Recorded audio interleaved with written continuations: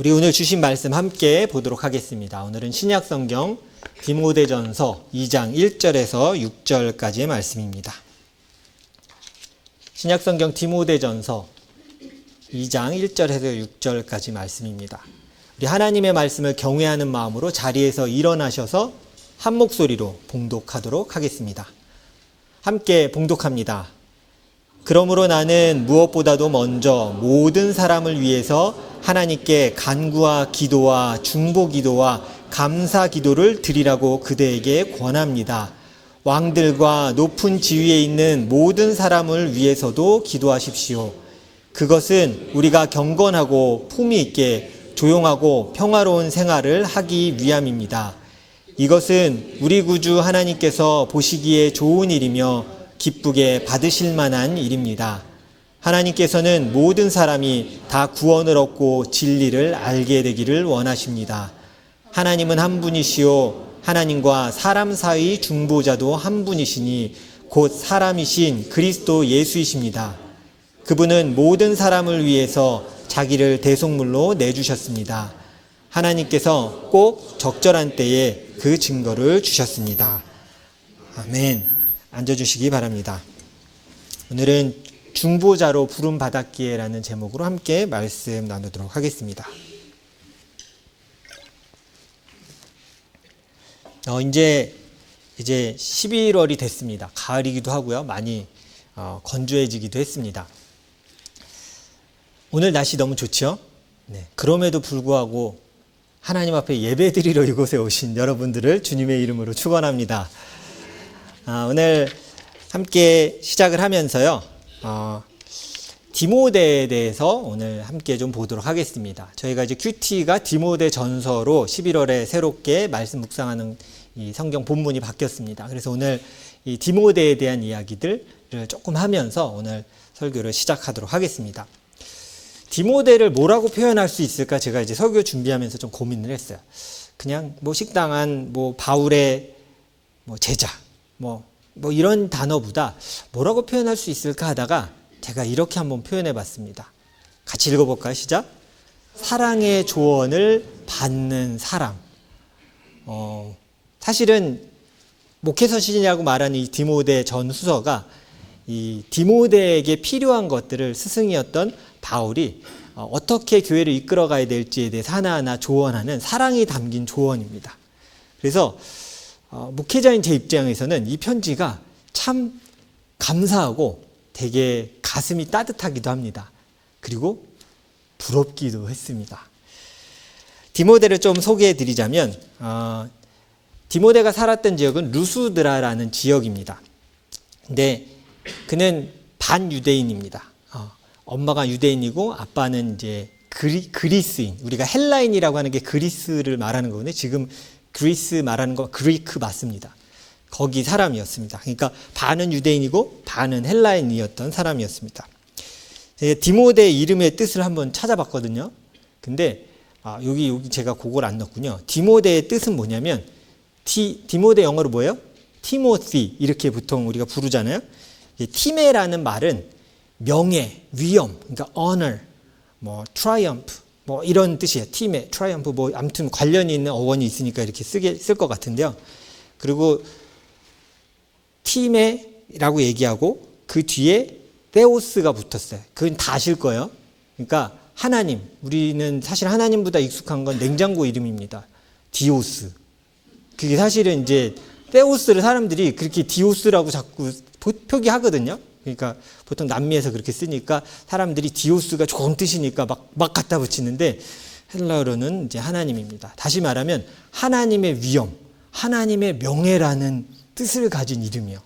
그래서 야, 이름 되게 좋다. 되게 부럽다. 이제 자, 이렇게 하면 이제 1, 2년 후에 아들들 이름 중에 이제 티모티가 이제 많이 나오게 되는 거예요. 이렇게 하면 진짜 이게 이름들을 짓는데 참고하시더라고요. 3대째 크리스천 가정입니다. 성경에 말하는 것은 외할머니 로이스와 어머니 유니게의 신앙을 받아서 훈련을 잘 받은 사람이다라고 보통 이렇게 얘기합니다. 이렇게 믿음 안에서 잘 자랐던, 누가 보기에는 좀 소심한 것 같기도 하고 막 용감함보다는 꾸준함과 성실함으로 사역을 했던 이 디모데는 나중에 바울에게 너무 귀한 동역자가 됩니다. 그래서 보통 우리가 교회 안에서 만난 이 사람들이 그냥 교회 안의 사람들이라고 생각하지만 여러분도 느끼실 거예요. 때로 한국에 있는 형제들보다 서로 더 우리가 사랑하고 있다는 걸 느낄 때도 있을 거예요. 바울에게 그런 존재였습니다. 로마 감옥에 투옥돼 있을 때도 디모데에게 이곳으로 어서 오라라고 이야기할 수 있을 만큼 아주 서로 친근했던 사이였습니다. 그리고 바울이 디모데를 불렀던 애칭이 있었어요. 혹시 이거 뭔지 아세요? 이거는 되게 전 좀 부러워요. 사랑하는 아들, 사랑하는 나의 아들 디모데야. 영적인 아비가 자신의 아들을 이렇게 불러줄 수 있는 것은 참 귀한 것 같아요. 1차 전도여행 때 이제 루스드라 지역에서 디모데를 분명히 만났습니다. 성경을 보면 만났을 거라고 추정해요. 어디서부터 제자가 됐는지를 명확히 할 수 없지만 전도여행 중에 루스드라에서 복음 전하는 모습을 디모데가 봤을 거다라고 얘기해요. 근데 그 루스드라에서 어떤 일이 있었는지 아세요? 우리가 사도행전 보면 나왔던 장면이 이게 있습니다. 복음을 전하다가 사람들이 돌로 쳐서 바울을 죽였어요. 죽은 줄 알고 성 밖으로 끌어냈다. 이런 표현 들어보셨죠? 그런데 안 죽었어. 뻘떡 일어나서 다시 복음을 전하러 성으로 들어갔다. 그 성이 루스드라예요. 그럼 디모데는 뭘 알았어요? 예수님을 믿는 삶은 죽을 수도 있는 거구나. 저렇게 사람들에게 대적을 당할 수도 있겠구나. 그럼에도 불구하고 우리가 때로는 성경을 보면서 참 조용한 사역자네, 소심한 사역자네라고 말했는데 누구보다도 예수 그리스도의 복음 앞에 목숨을 걸고 살아갈 수 있는 사람이었어요. 나도 내 영적 아비인 저분과 같이 살아가고 싶다라는 마음으로 살아갔던 자가 디모데입니다. 그래서 그에 대한 평가를 성경은 이렇게 얘기합니다. 우리가 같이 한번 읽어보겠습니다. 시작. 바울은 더베와 루스드라에도 갔다. 거기에는 디모데라는 제자가 있었는데 그의 어머니는 신앙이 동독한 유대 여자이고 아버지는 그리스 사람이었다. 디모데는 루스드라와 이고니온에 있는 신도들에게 호평받는 사람이었다. 이게 되게 중요한 부분 중에 하나예요. 디모데는 사실은 그 땅 신도들에게도 이미 이 제자로 훈련받기 전에도 좋은 성품과 그리스도인으로 살아가야 될 좋은 언행, 태도, 신앙, 믿음에 대한 부분에서 사람들한테 존경을 받는 사람이었어요. 사실 이게 우리 모두가 꿈꿔야 할 그리스도인의 모습입니다. 나는 몰라요. 그냥 난 하고 싶은 대로 말해요. 아니요. 모든 사람이 보기에도 참 주님을 닮아가고 있다라는 고백을 들어야 하는 게 우리의 목표가 되어야 합니다. 바울에게 이런 디모데가 동역자가 됐던 거예요. 근데 이건 사실은 디모데에게도 큰 축복이죠. 다음 구절을 하나 보여드릴게요. 자, 제가 감동받았다는 디모데 전서가 시작하면서 써있는 이 구절입니다. 같이 읽어보겠습니다. 시작.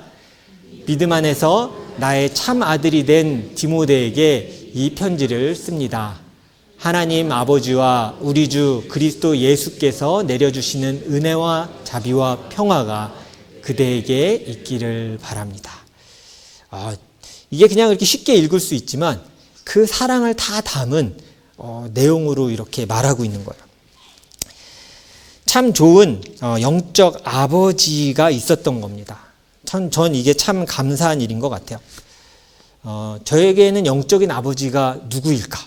이렇게 좀 곰곰이 생각을 해봤습니다. 아마 여러분의도 삶에서 내 영적인 아버지는 아마 이분이 아닐까 하는 생각하는 분들이 계실 거예요.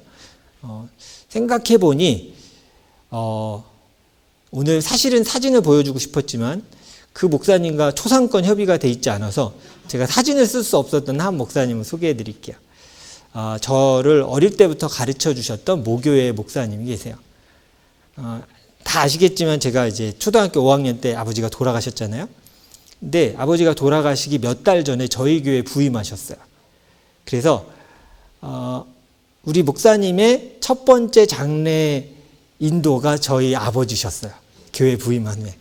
그러니까 초등학생 6학년, 5학년 아들 둘이 엉엉 울고 있는 아들을 이렇게 어깨에 손을 얹고 장례식을 집례해 주셨던 목사님이요. 그리고 생각해 보니까 제 결혼할 때 주례도 해주셨고 형 결혼할 때 주례도 해주셨어요. 그리고 저희 어머님이 돌아가셨을 때도 장례를 집례해 주셨어요. 생각해 보니까 그냥 나의 어릴 때부터 장성에서 목사가 돼서 될 때까지, 그리고 제가 코비드 기간에 처음으로 8년 만에 한국에 갔잖아요. 목사님을 너무 보고 싶은 거야. 그래서 갔는데 그 해가 목사님의 마지막 은퇴년이었어요. 그래서 잘 왔다. 내가 은퇴하기 전에 꼭 보고 싶었다. 근데 활기찬, 제가 처음 본 목사님은 30대에 정열이 넘치는 목사님이었는데 70이 다 되신 이제는 정말 머리가 하얗신 목사님이 너무 이뻐해 주시는 거예요. 재중아 잘 왔다. 그래서 코비드 기간에 다 같이 마스크를 찍고 저희 애들까지 되게 이렇게 하고 본 다음에 사진을 찍은 사진이 있어요. 나중에 제가 꼭 한번 보여드리겠습니다. 목사님과 먼저 연락을 하고 제가 좀 써도 되겠습니까? 한 다음에 한번 보여드릴게요. 영적인 아비가 있다는 것은 참 감사한 일이에요. 그러니까 저에게 이런 일이 있습니다. 어떡하지요? 라고 얘기했을 때 함께 기도할게. 그리고 그것에 대해서 말을 들을 수 있는 건 감사한 일인 거예요. 저는 끼어있는 세대입니다. 제가 이렇게 표현하는 건 어른들 앞에서는 아유 목사님 애기 같다. 전 사실 이 말이 30대부터 엄청난 이 스트레스였거든요. 나 빨리 늙고 싶어. 저는 그게 소망이었어요. 맨날 보면 아유 애기 같다. 아유 우리 아들 같다. 지금은 괜찮아요. 근데 그때는 제가 자격지심이 있었던 것 같아요. 지금은 이제 나이가 드니까 그 말이 젊어 보인다는 말 같아 좀 좋거든요. 근데 진짜 젊은 그 시절에는 그게 싫었어요. 왜 자꾸 나한테 그러시지? 나는 빨리 늙어야지. 그래서 나이가 들었는데 또 어른들이 보기에는 아직도 저는 젊은 세대예요. 그래서 또 중간에 제가 꼈다라는 얘기를 해요. 나이가 들어갑니다. 저도 이제 40대 후반이죠. 한국에서는 40대 후반이니까. 나이가 들어가면서 가끔 슬프다라고 생각되는 건 뭔지 아세요? 저에게 영적으로 그리고 생활적으로 조언을 할 수 있는 어른들이 사라진다는 거예요. 전도사 시절 어릴 때는 김 전도사 이리 와봐. 그러고 얘기해 주셨어요. 김 목사님 그리고 이렇게 얘기해 주셨어요. 선배들도 얘기해 주고. 근데 여러분 느끼실 거예요. 점점 우리 어른들은 더 느끼실 거예요. 나이가 갈수록 나에게 사랑이 담긴 조언을 하는 사람들이 사라져요. 진짜 필요한데 뭔가 듣고 싶은데 말하는 사람이 없어진다고요. 그래서 때로 저는 그게 슬프거든요. 이제 그렇게 얘기해 주셨던 분이 한 분 한 분 떠나시는 거예요. 그 장례 부고를 들었던가 이럴 때 이렇게 한 분씩 떠나시는구나 하고 슬플 때가 있어요. 그래서 제가 이 서신을 볼 때 부러웠던 거예요. 물론 다 떠나고 없는 분들이지만 이 당시에는 디모데는 참 힘들었지만 행복한 사람이었겠다. 자신을 위해 사랑이 담긴 조언과 기도해 줄 수 있는 스승과 아비가 있다는 건 참 감사한 일이다라는 생각을 하게 돼요. 우리가 그래서 이 디모데 전후서를 읽을 때 그럼 디모데 개인에게 향한 서신이구나 이렇게 보통 이해할 수 있거든요. 그래서 디모데는 좋겠네 하고 우리 끝나면 안 됩니다. 왜냐하면 만약에 이게 개인 디모데에게만 보내는 책이었다면 성경에 담겼을까요? 아니요, 안 담겼죠. 공동체에 유익이 되고 공동체를 향한 메시지가 있기 때문에 이 편지를 성경 안으로 가지고 들어온 거예요. 이것이 담겨있는 교회 공동체 안에 꼭 우리가 알아야 하는 것들이 담겨있기 때문입니다. 개인적인 편지로만 여겼다면 우리는 디모데 전후서를 이 시대에 분명히 만나지 못했을 겁니다. 우리가 교회를 세워가는 중요한 기둥에 대해서 같이 좀 보겠습니다. 그 기둥이 뭘까요? 써 있는데요. 기도예요. 우리가 찬양에서도 계속 얘기했고 또 오늘 성경에서도 얘기하고 있는 교회를 세워가는 중요한 기둥들을 우리 같이 배워보도록 하겠습니다. 디모데 전서에서 디모데에게 조언을 하면서 오늘 2장 시작하면서 무슨 얘기를 하냐면 기도 종류에 대해서 얘기를 해요. 그리고 기도해야 한다. 공동체를 올바로 세우기 위해 너희는 기도하는 것에 애써야 돼 라고 얘기하면서 오늘 말씀을 하게 돼요. 여러분에게 묻겠습니다. 교회를 건강하게 세워가는데 가장 중요한 요소는 뭐가 있을까요? 이게 잘 모르면 하나님, 예수님 하면 돼요. 그죠? 하나님의 말씀. 맞아요. 하나님의 말씀이 가장 큰 기준이 됩니다.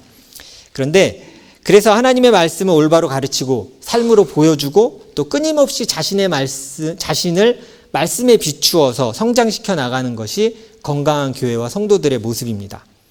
그런데 말씀을 읽는 것 말고 또 설교를 듣는 것 말고도 해야 하는 것이 있습니다. 그게 뭘까요?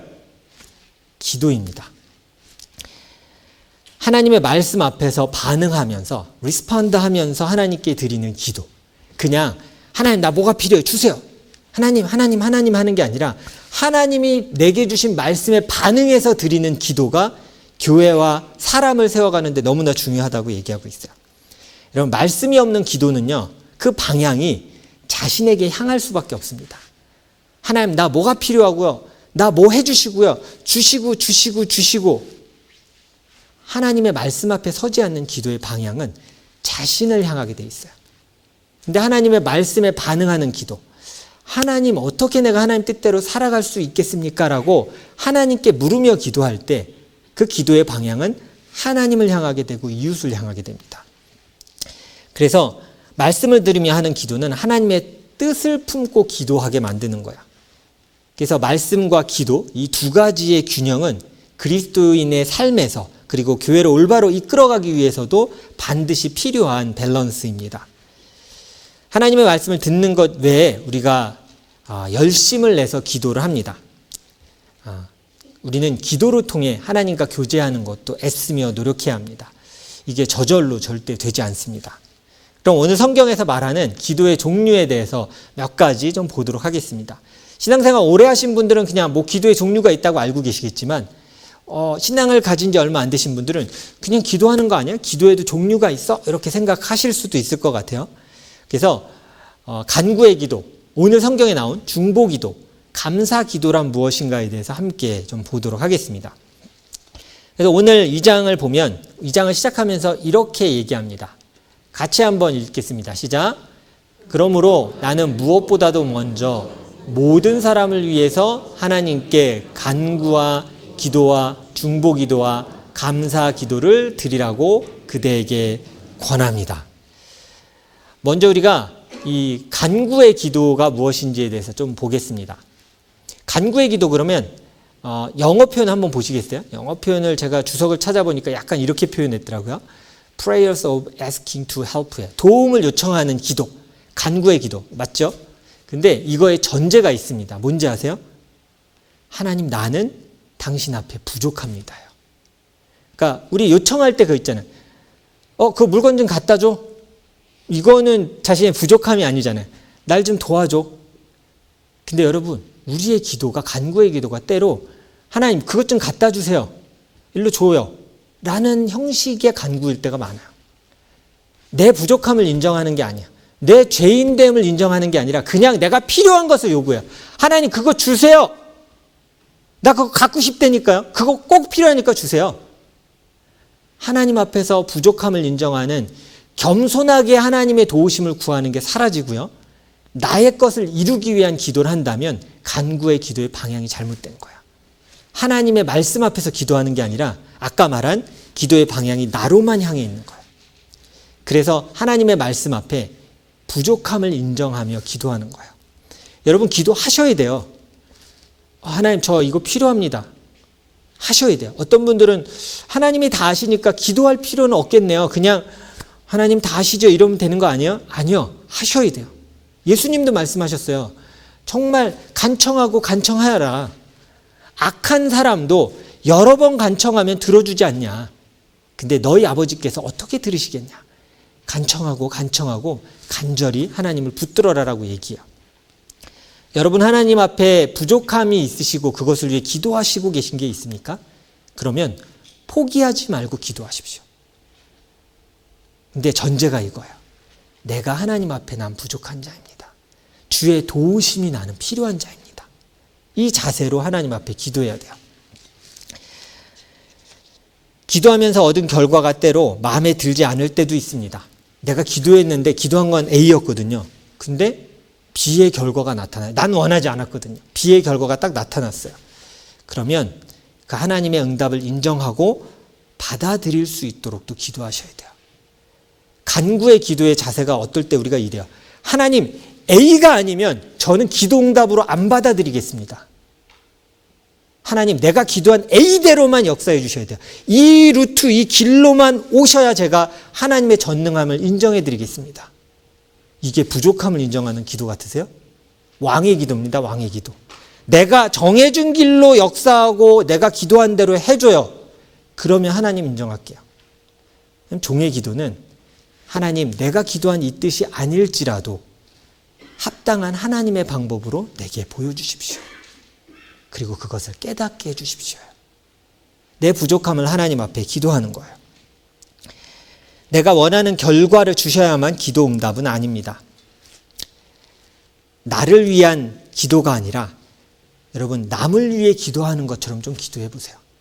이게 무슨 소리냐면, 나를 위해 기도할 땐 여러분 되게 감정과 내 삶에 이렇게 컴바인 돼서 기도합니다. 근데 남을 위해 기도할 땐 여러분 좀 어떻게 기도하세요? 하나님, 그거 꼭 틀어주시고요.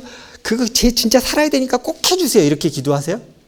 아마 이렇게 기도하실걸요. 남을 위해 기도할 땐 하나님, 저 사람이 하나님의 뜻을 올바로 깨닫고 찾아가게 해주십시오. 우리 되게 이상해요. 중보 기도할 땐 그런 기도 되게 잘하거든요. 하나님의 말씀 앞에 객관적으로 보면서 하나님의 뜻을 찾아갈 수 있도록 주님, 저 사람을 도와주십시오. 하나님, 그 길만이 아님을 깨닫게 해주시고 하나님의 지혜를 깨닫게 해주십시오. 기도해요. 근데 날 위해 기도할 땐 어떻게 해요? 하나님, 다른 거 다 말하지 마세요. 제가 원하는 그 방법으로만 해주십시오. 되게 이상하죠.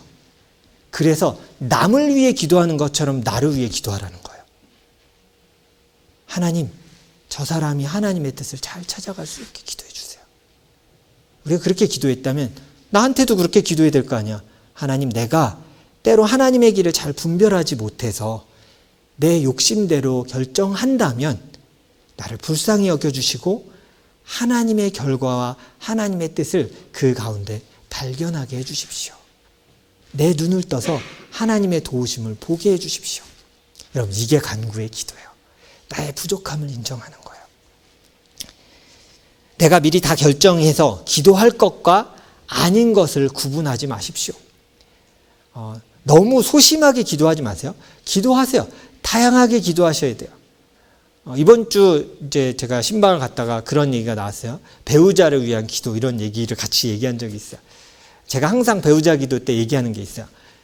정말 다양하게 원하는 대로 다 기도해라. 알아서 걸러주실 거다. 100가지 기도 제목 놓고 막 기도하고, 저도 한 20가지 있었던 것 같은데 그냥 기도했어요. 약간 양심이 찔리는 제목도 있었어요. 가장 예쁜 자매를 저에게 주십시오. 그런 게 있었어요. 근데 저는 막 기도했어요. 알아서 걸러주시고요. 전 생각나는 대로 여러 가지 기도 제목을 두께 올리겠습니다. 그러나 저도 그런 사람에 합당하게 준비되게 해주세요. 그러니까 기도를 너무 고르라고 하지 말고요. 내 아버지니까 간구하세요. 그러나 하나님의 주권을 인정하시면서 기도하십시오. 그분이 주인 되시고 그분이 내 왕이라는 것을 전제하고 기도하세요. 내가 원하는 것을 들어주는 하인처럼 여기면서 기도하지 마십시오. 그래서 우리 기도해야 합니다. 여러분, 우리가 기도를 왜 해야 되냐면, 계속 기도하면요, 내 욕심이 담긴 기도들이 드러나요. 마치 이렇게 채나 어디 바구니에 뭘 담고 흔들면 굵은 건 위로 떠오르고 얇은 건 밑으로 가라앉으면서 구분이 되듯이 내 삶이 혼돈스러워요. 주의 길도 모르겠어요. 그러면 계속 기도하셔야 돼요. 하나님, 나 혼란스러워요. 나를 도와주세요. 기도하고 기도하세요. 간구하세요. 그러면 어느 순간 내 욕심이 보이기 시작해요.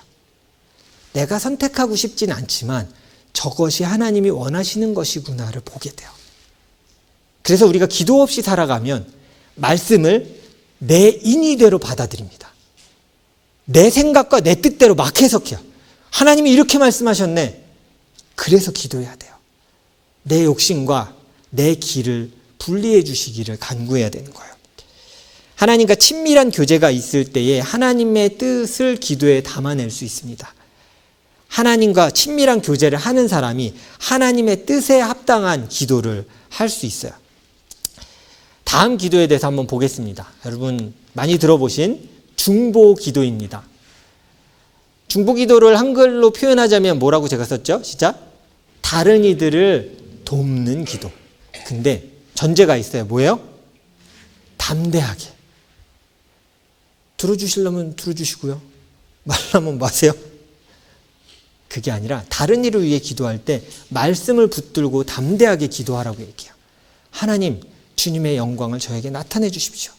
저가 하나님의 도움이 필요합니다. 하나님, 저 사람을 불쌍히 여겨주십시오. 도와주십시오. 전 믿습니다. 내 아버지께서 저 사람을 도우실 것을 믿습니다. 나의 하나님이시여 역사하여 주십시오. 담대하게 기도해야 돼요. 우리 교회가 수요 중보 기도회를 매주 하고 있습니다. 알고 계시죠? 저는 왜 이 소리가 작은지 압니다. 여러분, 제가 중보 기도회를 온라인으로 진행하는 이유는 뭐냐면, 거리에 상관없이 모든 성도들이 아이들까지도 함께 기도에 참여하기 위해서요. 부모만 참여한다고 안심하지 마시고요. 아이들이 기도할 수 있는 습관과 하나님 앞에 우리가 간구해야 함을 아이들에게도 보여주는 거야. 힘들 거예요. 꽈리를 틀죠. 같이 있자. 기도하자. 괜찮아요. 여러분의 목소리는 저에게 안 들립니다. 거기서 아이에게 소리 질러도 저에겐 감사하게 들리지 않아요. 조용한 가운데 제가 진행하니까요. 기도에 참여하시고요. 남을 위해 하는 기도를 열심히 하셔야 됩니다. 제가 왜 남을 위한 기도를 열심히 하라고 할까요? 가끔 제가 성도들에게 이렇게 묻습니다. 기도 제목이 있으세요? 그러면 성도들이 이렇게 대답해요. 요즘은 뭐 별로 없는 것 같아요, 목사님. 괜찮습니다. 그러면 전 그분에게 이렇게 얘기해요. 그러면 다른 일을 위해 기도하십시오. 목회자인 저도 때로는 내가 하나님 앞에 막 기도하려고 할 때 기도가 잘 안 나올 때가 있어요. 뭘 간구해야 될지 모를 만큼 가슴이 먹먹할 때도 있어요. 감정이 다 상해서 완전히 무너질 때도 있어요. 하나님, 기도할 힘이 없습니다.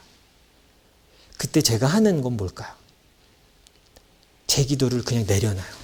안 해요. 그리고 다른 사람을 위한 기도를 시작해요. 내 감정은 지금 무너져서 기도가 잘 안 돼요, 솔직히. 근데 저 사람을 위해 기도할 수 있겠더라고요. 안타까우니까 담대하게.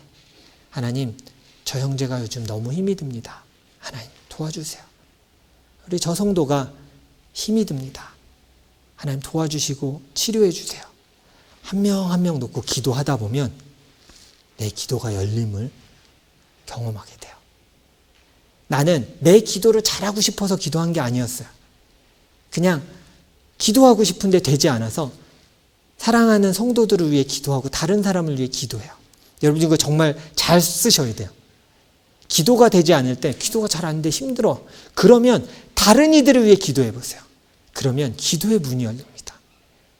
그리고 내가 다른 이들을 위해 기도하는 것을 하나님께서 기뻐하심을 깨닫게 되실 거예요. 그래서 오늘 성경에도 말해요. 성경에서 뭐라고 얘기하냐면, 모든 사람을 위해 기도하라. 간구의 기도와 중보의 기도와 감사의 기도를 드려라. 믿는 너희끼리 기도해라가 아니라 이 땅을 위해 기도하라. 이렇게 얘기하세요. 여러분, 기도할 것이 없을 때 다른 일을 기도하십시오. 그를 사랑한다면, 자녀를 사랑한다면 사랑하는 자를 위해 기도하세요. 그거 하지 않으면서 나는 사랑해요, 정말 사랑하고 있습니다라고 말할 수 없어요. 그리스도인으로서 누군가를 사랑한다면 그를 위해 기도해야 합니다. 오늘 성경을 보면 그래서 이 세상을 섬기도록 부름받은 중보 기도자임을 나타내고 있어요. 디모데에게 기도하라고 얘기하잖아요. 그게 무슨 소리냐면 너는 세상과 나 사이에 중보자가 돼야 돼 라고 얘기하는 거예요. 이 세상을 위해 누가 기도할까? 너는 내 마음을 아니 이 세상을 위해 네가 기도해줘. 디모데에게 그걸 얘기하는 거예요. 중보의 기도를 드려라라고 얘기하는 거예요. 그래서 가끔은 그 구절을 좀 착각합니다. 이 땅의 왕들과 지도자들을 위해 기도하라 그러니까 우리의 평안을 위해 기도하라 하니까 바울이 편안한 삶, 고난이 없는 삶을 위해서 지도자들을 위해 기도하라고 얘기하는 건가? 라고 착각하세요. 아니에요. 그 얘기가 아니에요. 지도자를 위해 기도하라 함은 여러분 생각해 보세요. 우리가 지금 이 땅에 폭탄이 떨어지고 있는 전쟁이면 이렇게 모여서 예배 드릴 수 있을까요? 예수님이 주인 되심을 함께 모여서 찬양할 자리들이 있을까요? 우크라이나 전쟁이 계속되고 있는데 눈물로 예배 드릴 거야. 복음을 전하는 것조차 쉽지 않을 거야.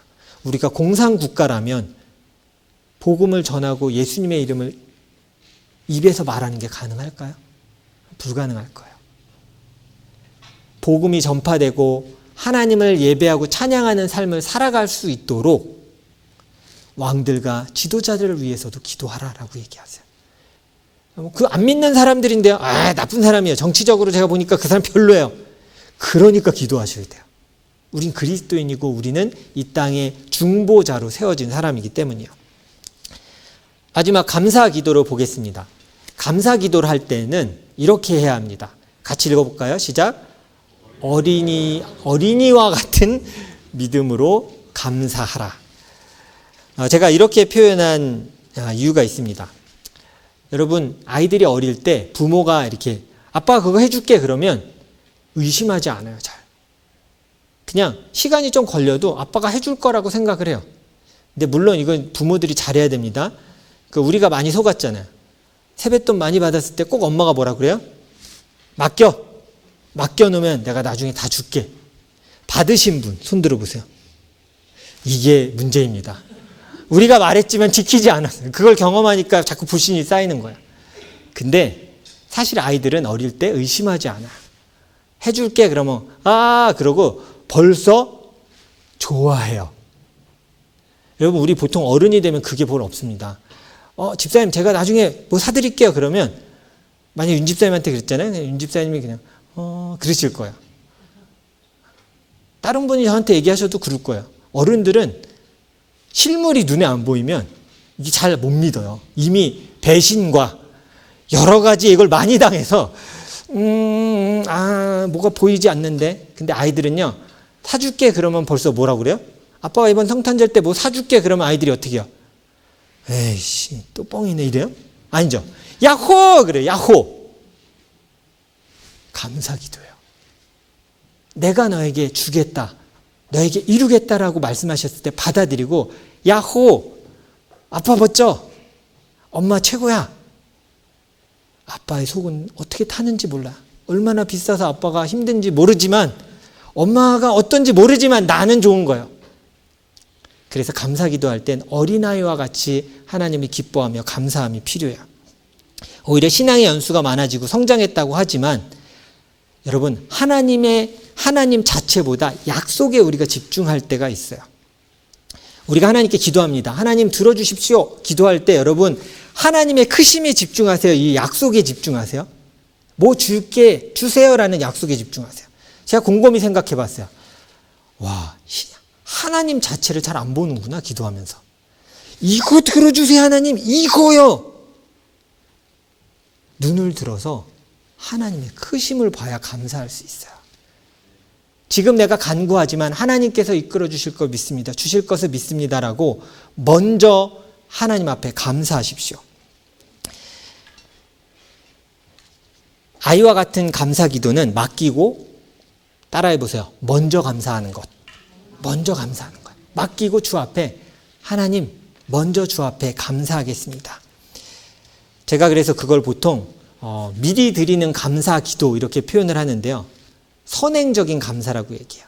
하나님, 제가 간구했어요. 간구의 기도를 드리고, 여러분이 해야 될 것은, 우리가 해야 될 건 뭐냐면, 하나님이 하나님의 방법으로 이루실 것을 믿습니다. 그러니 하나님을 찬양하고 하나님을 감사합니다. 이 시간이 지난 이후에 저는 반드시 이날 기도했던 것을 하나님이 이루신 것 때문에 하나님을 내가 찬양할 것을 믿습니다. 지금은 내 눈에 안 보이잖아요. 미래니까. 근데 그 미래를 놓고 감사하는 거예요. 야호! 약속해 주셨네. 야호! 근데 어느 순간 우리가 신앙의 연수가 길어지면서 야호가 없어요. 이것만 있어요. 야호가 없어요. 하나님이 약속해 주셨는데도 이루어지면 그때 한번 감사해 볼게요. 이루어주시면 뭐라고 그랬는지 아세요? 제가 열심히 했거든요. 주님, 제가 열심히 노력했어요. 애썼어요. 이런 결과가 저는 올지 알았습니다. 기도할 때도 하나님은 없고 이루어 주셔도 하나님은 없습니다. 그러나 이루어 주시기 전에 감사했던 자는 하나님이 이루어 주셨을 때 어떤 기도를 할까요?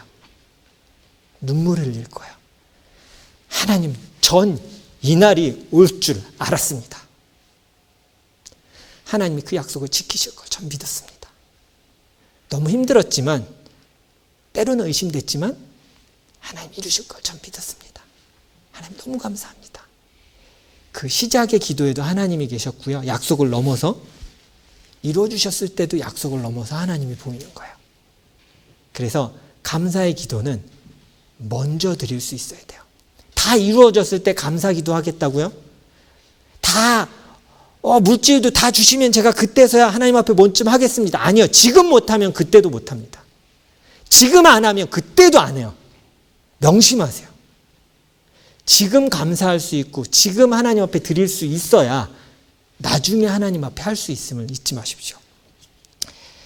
그래서 의지를 들여서 해야 되는 기도가 감사 기도입니다. 여러분, 감사가 짠 했을 때 감사 기도한다고 보통 많이 생각하거든요. 근데 먼저 감사해 보세요. 이거는 의지를 드려야 되는 문제예요. 지금 눈에 보이지 않지만 나는 믿음으로 감사하겠습니다. 여러분, 이걸 삶에서 여러 번 경험하면 어떻게 되는지 아세요? 그러면 먼저 감사하게 돼요. 무조건. 제가 지금 감사할게요. 지금 눈앞에 안 보여도 반드시 하나님께서 하나님의 방법으로 이루실 것은 전 믿으니까 감사하겠습니다 하고 주님을 의지하게 돼요. 여러분, 우리는 교회와 가정에서 살아가고 있습니다. 우리에게 필요한 건 기도로 가정과 교회를 세워나가는 거예요. 여러분, 알고 계십니까? 기도하지 않는 그리스도인이 너무 많아지고 있습니다. 말씀을 많이 들을 수 있어요. 요즘 세상에 얼마나 들을 거리가 많습니까? 말씀 수도 없이 들을 수 있습니다. 흘려서 들을 수도 있고, 설거지 하면서도 들을 수 있고, 러닝머신 하면서도 말씀 들을 수 있어요. 다 들을 수 있어요. 근데 기도는 쉽지 않습니다. 여러분, 제가 목회자인데 전 뛰면서 기도할 수 있다고 생각했어요. 제가 뛰는 거 좋아했으니까. 근데 뛰니까요, 아무 생각도 안 나요. 그냥 아이고 껄꺽껄꺽 죽겠다요. 죽을 것 같아. 뭐 하나님의 영광을 위해 살아가게. 아니요, 그런 거 아무 생각도 안 나요. 사실은 걸어도 너무 춥거나 더우면 생각도 안 나요. 사실 기도가 말씀 듣는 것보다 더 집중해야 되는 일이에요. 기도할 때 보통 어떻게 하세요? 눈을 감죠. 왜 감는 것 같으세요? 이 세상과 시선 모든 것을 닫고 하나님께만 집중하겠습니다요. 그래서 기도는 내가 의지를 들여서 하나님께 하지 않으면 쉽게 나오지 않는 거예요. 말씀을 많이 듣는 사람은 참 많아졌습니다. 근데 하나님 앞에 기도하는 사람들이 점점 줄어가고 있어요.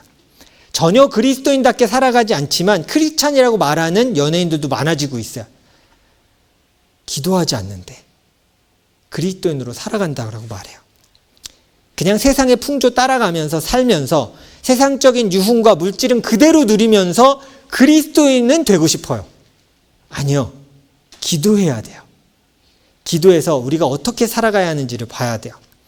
여러분, 시간 내서 하나님 앞에 기도하는 거 쉽지 않은 일입니다. 우리 중보 기도회도 하고요. 우리 어제 아침 기도회도 했어요. 아이들까지 한 20명 정도가 참여하셨거든요. 힘들죠. 아침에 애들 깨어나는 거 얼마나 힘듭니까? 힘들어요. 저희도 목회자였지만 특별 새벽 기도회 막 이런 거 할 때 이를 악물고 나갔어요. 추워! 막 이러면 나가고 이렇게까지 해야 되나? 근데 기도의 자리에 내가 기도한 자리에 의지를 들여 우리가 그렇게 하지 않으면 우린 기도 안 합니다. 기도 하나도 하지 않으면서 그냥 말씀 듣기는 즐거워해요. 그리고 그리스도인 되었고 구원받았다는 생각에 그냥 살아가요. 제가 여러분에게 권합니다. 기도해야 될 때입니다. 기도가 사라진 교회, 기도가 사라진 크리스찬들이 넘쳐나는 시대가 됐어요. 하나님의 뜻은 구하지 않고 내 뜻을 이뤄달라고 아우성치는 사람이 가득 찬 교회가 되고 있어요. 이게 얼마나 무서운 교회의 모습이 될지는 시간이 지나면 드러날 겁니다. 우린 하나님 앞에 다시 기도하며 하나님의 뜻을 구해야 돼요. 제가 훈련시킬 때 보통 이런 요구를 합니다. 우리 하루에 10분만, 아침 일어나서 10분, 저녁에 자기 전에 10분만 깨어서 기도하자. 이제 훈련하면 이제 나눔을 하잖아요. 일주일 후에 모여서. 다들 고백하는 게 이거야. 목사님, 전 10분 기도가 그렇게 긴지 몰랐어요. 다시 시계 봤는데 3분 같고, 한참 기도했는데 이렇게 봤는데 아직도 10분이 남았어. 야, 무릎도 너무 아프고 기도하기도 너무 힘들구나. 제가 전에도 설교 때 얘기했잖아요. 그런데 우리 드라마 한 편 볼 때 60분, 50분, 그리고 드라마가 끝날 때 다음 편이 나오는 걸 볼 때는 환호합니다. 야호! 다음 편이 남았다. 120분을 허비하면서도 아쉬워. 뭐 이렇게 이게 너무 길어 이런 생각 안 해요. 근데 하나님 앞에 설 때는 굉장히 인색해집니다. 10분, 5분을 드리는 것도 힘들어요.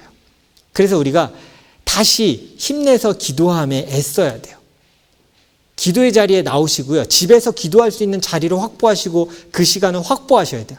아니면 이 땅에서 그리스도인으로 우리가 살아가기가 어렵습니다.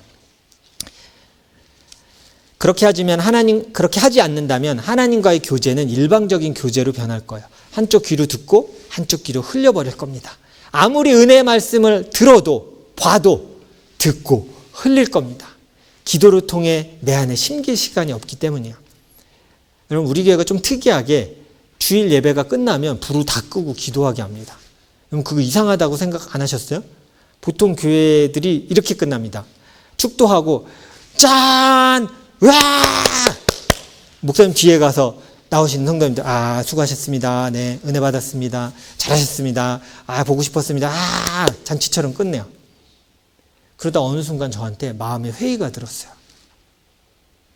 말씀을 듣고 하나님, 내가 주 앞에 이렇게 살아가겠습니다라는 그 말을 주님도 듣고 싶으실 텐데 왜 우리는 예배 끝났다. 밥 먹으러 가자.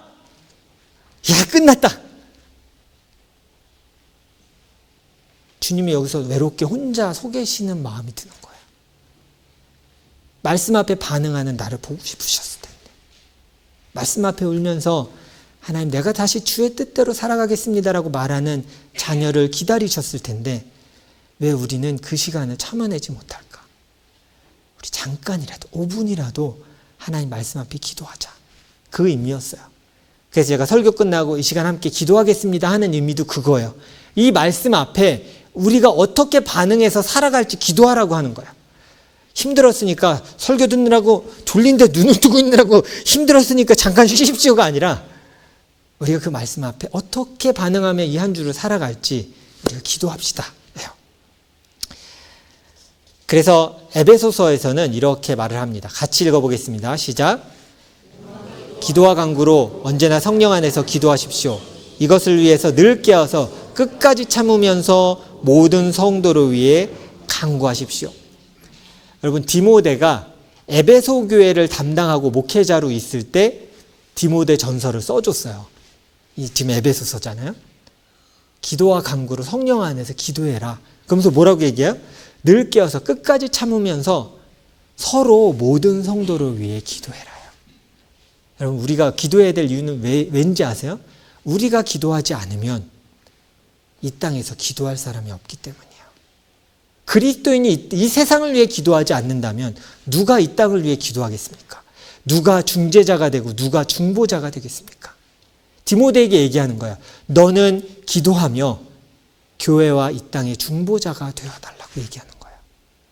우리도 그 부르심을 받은 자입니다. 디모데에게 개인적으로 주신 말씀이 아니라 오늘을 살아간 그리스도는 우리에게 주신 거예요. 너희는 중보자이며 이 땅에 나의 중보자로 살아가기를 바라시는 거예요. 신앙생활하면서 갈등이 있으십니까? 그 문제를 놓고 외면하지 말고 하나님 앞에 기도하십시오. 가정의 문제를 놓고 한탄만 하지 말고 간절히 기도하십시오. 여러분, 우리가 의외로 가정의 문제를 기도 잘 안 합니다. 쉽게 포기해요. 어떤 마음으로요? 가정은 주님도 어쩔 수 없으셔. 아니요. 기도해야죠. 그 문제를 놓고 우리가 기도해야 되는 거예요. 미래를 향한 소망, 절망, 모든 것까지 기도로 하나님께 아뢰야 돼요. 그리고 제가 오늘 여러분에게 권하는 것은 우리는 모두 바라거든요. 나에게도 좋은 영적 아비와 나의 어미가 있었으면 좋겠어요. 근데 그 소망을 바꾸셔야 돼요. 내가 누군가에게 영적인 아비가 될 수 있게 해주십시오. 내가 누군가에게 영적인 어미가 될 수 있도록 해주십시오. 여러분, 그게 우리의 소망이어야 돼요. 오늘 바울의 이 이야기, 나의 사랑하는 아들아 하는 말이 시간이 지난 후에 우리의 고백이 돼야 돼요. 적어도 우리 삶을 끝낼 그 시점에 나의 사랑하는 영적인 아들, 영적인 딸 누구야? 라고 말할 수 있어야 돼요. 삶을 다 살아간 후에 그것이 없다면 얼마나 허무하겠어요. 그냥 난 내 삶을 위해 살았구나요. 아니요. 영적인 아들과 딸들을, 제자들을 만들어내는 것이 우리의 소망이기도 합니다. 우리 교회가 그런 사명을 감당하는 교회가 되어야 합니다. 여러분, 하나님과 세상 사이에 그런 중보자로 살아가는 것이 그리스도인의 의무입니다. 하나님과 세상 사이에서 귀한 다리의 역할을 하는 교회가 되어야 합니다. 그러기 위해서 기도하기를 쉬지 않는 하나님의 자녀가 되기를 축원합니다. 오늘 마지막 이 구절을 읽고 마치도록 하겠습니다. 같이 읽겠습니다. 시작. 기도할 때에 그리스도인으로 온전하게 살아갈 수 있습니다. 기도할 때에 이 세상을 위한 중보자로 살아갈 수 있습니다. 하나님께서 부르신 중보자로서 이 땅 가운데 기도하며 살아가고 가정과 교회를 세워나가는 여러분 되시기를 주님의 이름으로 축원합니다. 우리 이 시간 함께 기도하겠습니다.